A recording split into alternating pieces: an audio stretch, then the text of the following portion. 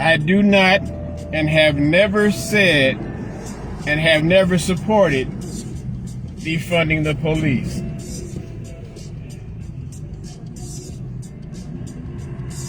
Stacey Abrams pushes for raising police pay amid attack that she wants to defund, i.e. the police. Now, I know you all, a lot of are more politically educated black, African American, black Negro folks.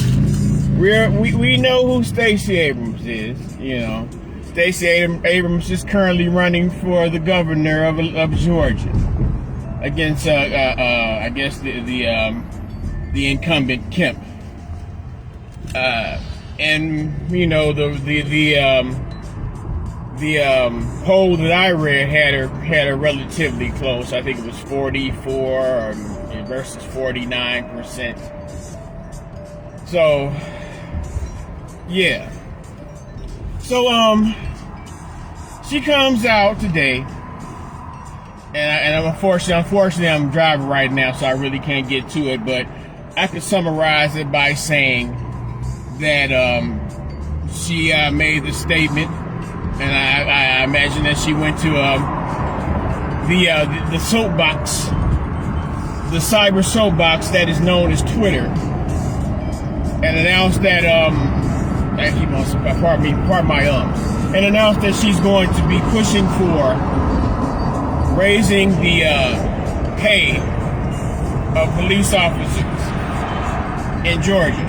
I guess that would include all the state of Georgia, as she is running for the governor of Georgia, and that would in turn, I guess, build the in the mind of the person who is aspiring to be a police officer, or who is currently a police officer. You know, that would build in them the notion that their government, you know, who is their employer, appreciates them.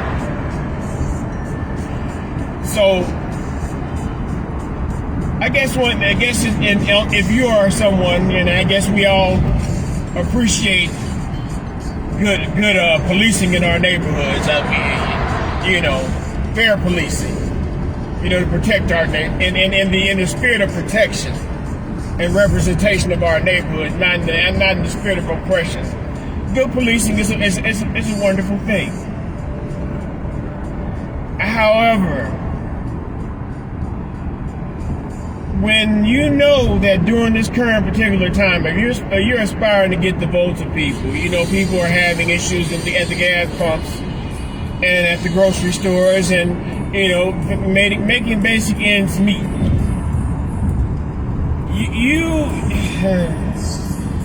I mean, I guess in a race so tight, you would have to align, you know, with the law and order section, the law and order sect of the voting block, because, you know, make no mistake about it, you have independent voters, and independent voters, I guess, can lean toward what is ideally considered as conservative or liberal, and there's gray areas in between. Now, a lot of us had been watching Miss Abrams as she entered political relevance, and we knew. I mean, pretty much, if you are someone who likes to consider themselves politically educated, you're going to research these individuals they put in front of you. You know, because in a lot of cases, we can't necessarily trace back to where, I don't know where in Georgia, what particular group of black people, African American Negroes, nigger folks like myself, let's go the whole entire collective, was able to reach down and say, well, yeah, out of all the African American, black, Negro, nigger folks like ourselves that we can pick, we decided to pick Stacey Abrams. Now, another thing with that is that we cannot forget that, you know, we have to give the obligatory thanks to those who promoted and propagated and campaigned for our beloved kind master, Biden. And you remember that during the Democratic presidential candidate, you know, when they picked the last one, picked who's gonna run, represent the Democratic Party. When it got down to it, you know, Stacey Abrams dived in front of Kyle Massa like what's your girl, like Simone Sanders. You know, she dived in for the defensive tackle for Kyle Massa like Simone Sanders did. And there came the time. I know you all remember this. Now this woman had only ran for governor of Georgia. That is her popularity. Her most her most accomplished of notoriety was running for governor and losing. Now she's aligned with the upper tier of the Democratic Party. You know, as a representative of Georgia, the one who turned Georgia blue. So we have the good sister girl Stacey. You know, she's being paraded out. You know, she has her natural due, and you know she's a good wholesome gap tooth. Portly. You know, I'm not going to be disrespectful. A portly woman.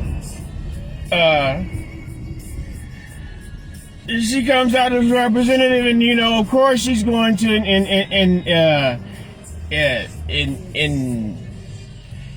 imbue, or I don't know if that's the word I'm looking for. You know, she's going to be able to associate. Well, I guess the voting bloc will be able to associate with the Stacey Abrams. You know, that's their sister girl, like I wrote, sister girl Stacey. You know, so you know, when you hear things like she says that she has never, you know, now this was during the George Floyd protests, and you know, Ahmaud Arbery got shot. You had Atiana Jefferson, and you know, Breonna Taylor. All these, you know, all these situations and circumstances. Oh man, I dropped my phone, man. Luckily, I'm at the light. Though. All these situations and circumstances that were occurring, you know, during an election year. You know, and everybody saw me, no justice, no peace, no racist police. We getting it out there. You know, I unapologetically admit I don't do that protest shit, because if anybody bumped me the wrong way, I'm ready to fight. You know, because I don't like to be touched anyway, and I feel uncomfortable around large compressed crowds. That's just me.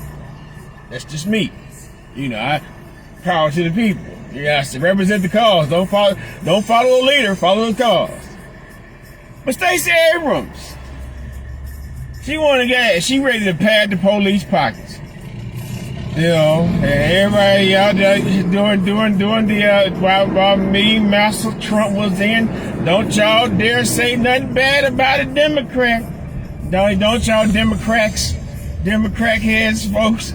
Y'all, don't y'all say them about them. That's a black woman. She's representation.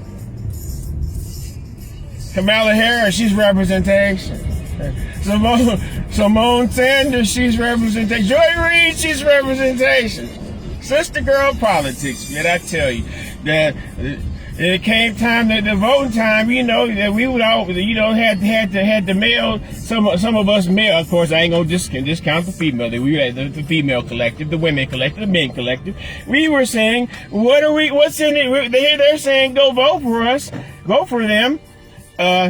We asked them what's in it for us, and the DNC, they were very clever in positioning the women as being the spokespeople for the family unit, because they promote. I mean, I guess, and it's a reality that there are a lot of single mother households, and and whoever rules the household and the people that are in it, because when it comes to politics, it's supposed to be about attaining resources for your specific community, your group, your family. But so it's like, well, of course they're going to go to the person, to the head of the household. And they're not gonna go to Clyde. So when Clyde says, Con Master, he ain't said nothing about giving nothing specific to the black folks, but Master's son said he went to talk to Kanye West, and they willing to talk to Ice Cube about it. And they offering $50 billion to the African American Negro community in the form, I guess, of funding, federal funding. Old girl like, Clyde, shut your bitch ass up. We got us blue no matter who. Chucks and pearls. We got to get Con Master out. But I'm going off beyond the point where I was going. Stacey Abrams, the gubernatorial candidate for Georgia. I don't live in Georgia, and I'm sure someone in my friends list, shout out to Lily, they live in Georgia, so they know this is a choice that they will make if they choose to visit the polls. And you have to ask yourself, tangibly in your life, where you can put your hands on it, either, I'll even give you psychologically or spiritually, no, not too much on that shit, because symbolism be getting the African American Negro folks way too much. It's symbolism, because really the problem that I'm speaking on at this point is symbolism, the sister girl symbolism. Everybody want to be Fannie Lou Hamer. I sick and tired of being sick and tired.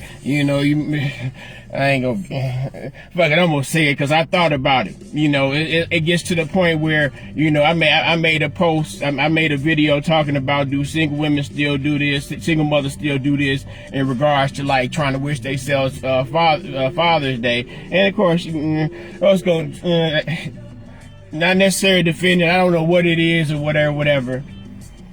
But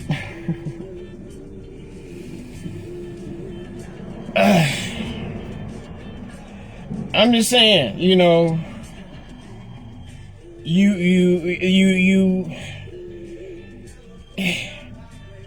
want to, as in that Mary J. Blige, I'm not gonna cry, I'm not gonna say no to good morning, gorgeous. These self-affirmations. And it's like, okay, the song go off, you go off, and you don't make this necessarily constructive and tangible changes in your life. And I'm speaking to women, and I guess men, the same go for y'all too. If you don't, when the song goes off, and Mary get finished singing, and you go through that moment, if you don't do the constructive and tangible things in your life to change your circumstances, you just get up, roll over, and go to the kitchen, get you a little Debbie, and smoke you a square. Stacey Abrams has never supported defund the police. Stacey Abrams has never offered you anything specifically and solely for your community. But of course, we know that none of these Democratic politicians have. They seemingly wouldn't dare. I'm at Candyland, blessed to be where I can take my stand and I can make my bands, oh yeah. People don't understand it's about to be real tight. You better buy you some beans and some rice, and some canned goods, canned meats or something. Non-perishable items. Not necessarily, just because of the doomsday status, but the fact that things are going to be of a scarcity and at a high cost. Who would have thought putting sanctions on our leading oil producer? And we talk about we want green energy, electric cars. I'm not, I got a gas powered car or my G. I don't have a Tesla. So when the oil prices, due to the fact that you want to put a sanction on them and they put a sanction on us, they're not selling the oil no more, and you don't want to drill domestically. You don't want to go for domestic oil. So the big oil companies say we should drill domestically. We have more than enough oil to feed our economic sphere domestically, and that would cut down the cost of transportation of goods and services. But I make candle, where I take my stand. I make my bands. Oh yeah. My appointed, assigned to plantation, in which I earn my bread and butter. I go in and I pick my rows of cotton. But dig this though, man. It pretty much comes out to either when it comes in the choices of all things and evaluating people, places, and things. Is that person, place, or thing going to be constructive to your life or non-constructive to your life? There's not necessarily, in between is nothing. So, with that being said, I hope you all have a pleasant rest of the day. This is my Fake Friday, as I shall be off for the next 3 days after this day is over with. And let me see who in here before I get off. Let me shout out. Yeah, Lily in here, Daytime. What up, Daytime? Nobody else. But I thank y'all for attending. I think peace and love to you all. Till we meet again.